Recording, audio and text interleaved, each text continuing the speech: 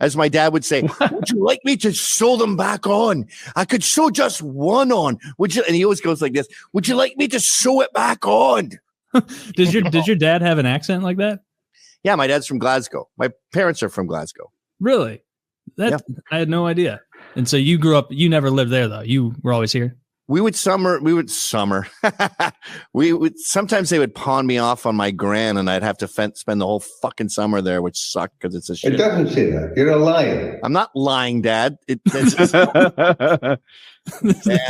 I was born in England. We moved to Canada when I was 5, and then I moved to New York in my late 20s. Isn't Glasgow like the stabbing capital of the planet? Isn't that like shaking hands there? It's Newark, New Jersey. The Glasgow smile is when they cut your face here. So I remember seeing the Joker, and like in the scary part of the movie, Heath Ledger is like, and then my dad decided to cut my mouth because I wasn't smiling enough. And the music's all like, whoa, scary. And I'm like, yeah, that's a bad Friday night in Glasgow. What, now you're a supervillain? Fuck you, pussy. We had a guest who was telling us about that. He said that when people in the know see that smile, they identify that person like as a rat, like it's a scarlet letter. Oh, really? That's what he said. I don't think that's the case in Glasgow, but maybe in the States. You know what they would do in Glasgow? They'd cut your face with a carpet cutter, but they put a match. They put 2 blades in the carpet cutter, and they'd put a match between the 2 blades. So when they slice your face, it's really hard to stitch up because there's a piece of spaghetti hanging down that you can't seal. So you end up with that's diabolical. That's so sinister. I'm confused. A match? A match stick? They put 2 blades in, so now there's 2. But to make them split apart, they put a match in there. So now they've got these 2 terrible cuts side by side, and the skin in the middle makes it very difficult to stitch because they have no way to like grab that. So now they just got to remove it and make a big gash that they fill in. Thank you. I got too hung up on the match part as a like. How is that a weapon? I'm very confused. Fucking diabolical. I hate that. I'd rather deal with this. When I would go there as a kid, the little kids would go, "What team do you support?" What'd you say? If you support Rangers and they're a Celtics fan, they'll kill you. And if you support Celtics and you're a Rangers fan, you'll kill you. Like, you don't wear blue in the areas where there's Celtic fans because that's green. My cousin got bottled from a bus. A bus of Celtics fans were driving by, and he was wearing a blue shirt. He wasn't even a Rangers fan. But they're like, no, not today. Fucking bottle. So I said, Dad, I don't enjoy the whole. I would speak with a Scottish accent down there just to sort of blend in. Yeah, when in Rome. What do I say? What team do you support? How do I know I'm with the right side? And he goes, just say Partick Thistle. They're a shit team, and people will say you're mad. So now you just say you're a Thistle fan? Go, what team do you support? And I go, Partick Thistle. And then they would laugh and go, you're a fucking bombpot, which means a lunatic. What is that word? It was like a force field. A bampot? Bampot means lunatic. Yeah. Okay. That's one of the best accents ever. Reminds me of Shrek. That's good advice. I like it. I was like, I was like, what do I do if I'm in that situation? I don't even watch sports ball. You'd have to have an answer. You couldn't make fun of soccer to them. They would hate that. But no way. You'll get killed either way. I mean, that's the only thing you can say to not die. Although I did remember in the early 80s, Bruce Lee caught on over there and Kung Fu and all the movies. And so I go there one summer and they're like, do you know Kung Fu? And I'm like, yeah.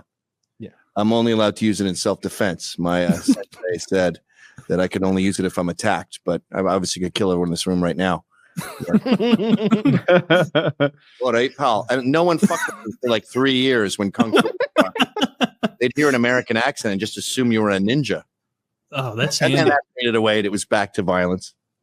Yeah, there was a whole wave of movies in the 80s, like American Ninja, this, that, and the other. They were all different colors. There was a Ninja Mania. It was crazy. And I look at people taking Kung Fu lessons. Like, they always have a big glass wall so you can see in. And I'm just like, this is gay. Yeah, you're going to be tough at the mall. It's absolutely gay. These guys have heard this story. Like this? What are you going to do? Chop me in half with your it's stupid hands? They will literally tell you you're not punching right if they fail to block it. That's how Kung Fu training goes. I told these guys a story, but quickly for you. I was at work some guy was giving out lessons that you could like win in a raffle. I forget how I won the Kung Fu lessons, but I did win, and I went to them and took Kung Fu for, I don't know, 6 months. And it is stupid and it doesn't work, but I had fun. We call him Sensei when you're not here. It's just you're learning like Wu Fu Kung Fu, that like Wong Fei Hung stuff with. It's stupid. The move that caught my mind was this. He's like, if someone puts their hand on your chest, then you grab their fingers and you pull them apart, right? You take them, spread them super wide. And I'm like, no one is ever going to gift me their hand like that. Whoever puts their hand on their opponent's chest, fingers spread, palm down, that's not a thing. It's all make-believe. Absolutely separate your fingers if you put your hand on my chest in slow motion and go. Alrighty, so we got this one. Like you grab here and then you twist it and then you apply pressure. Yeah, a fight happens in a nanosecond and you're just like, yeah. It's the same as those. You see the gun disarming guys on Twitter. And they can disarm anyone with a gun if the person with the gun is slow and participating in the exercise. Exactly. But like other than that, like if someone's holding me at gunpoint, there's no way they're holding the gun here in my.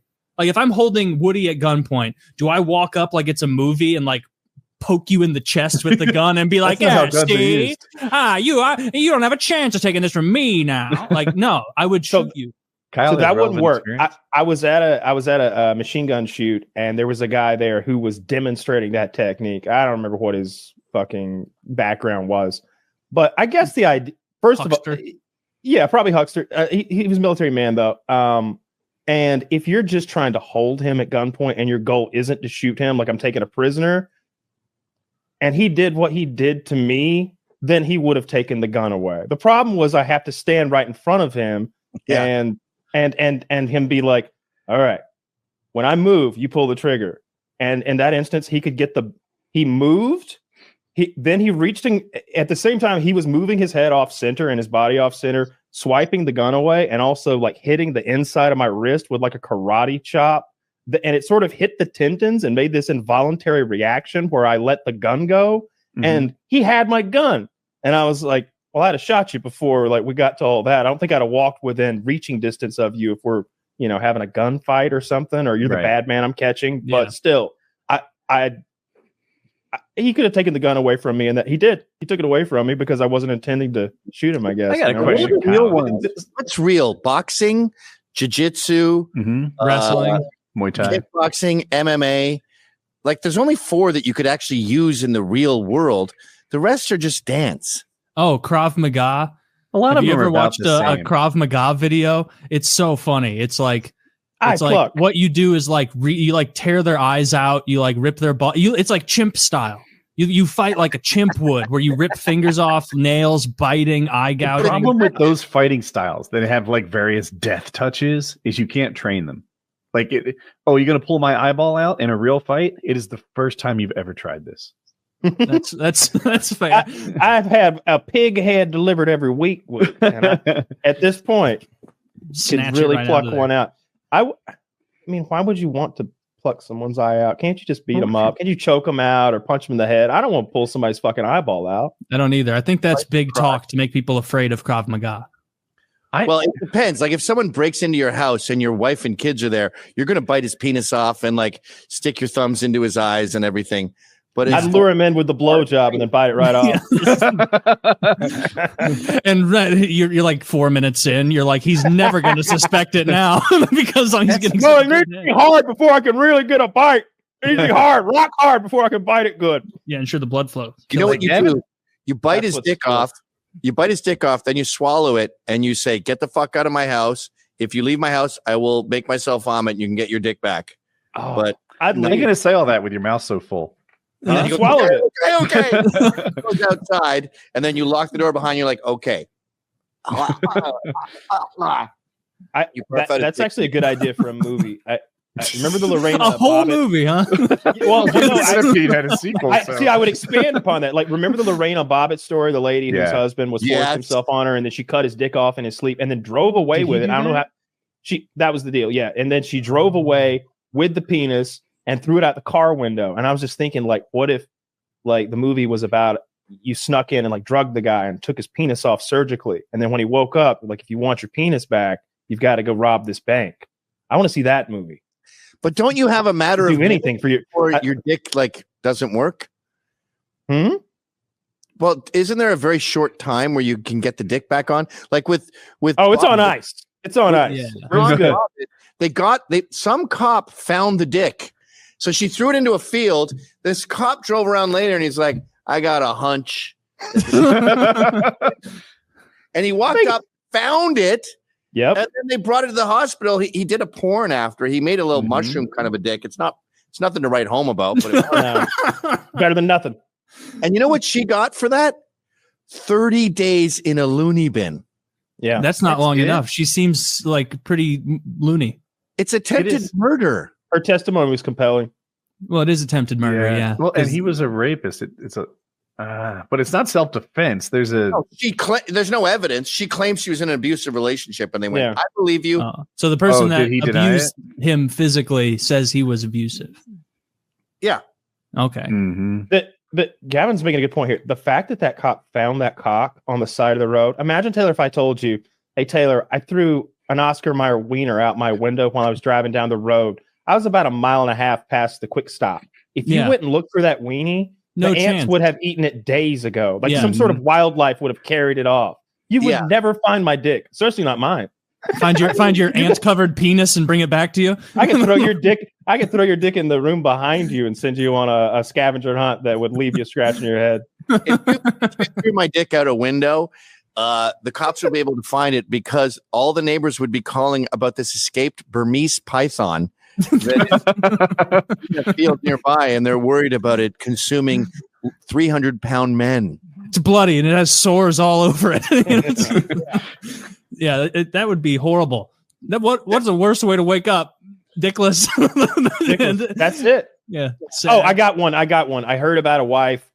She found out that her husband had been the stepchildren, and so she woke him up with a boiling bucket of sugar water. Yeah, so like napalm.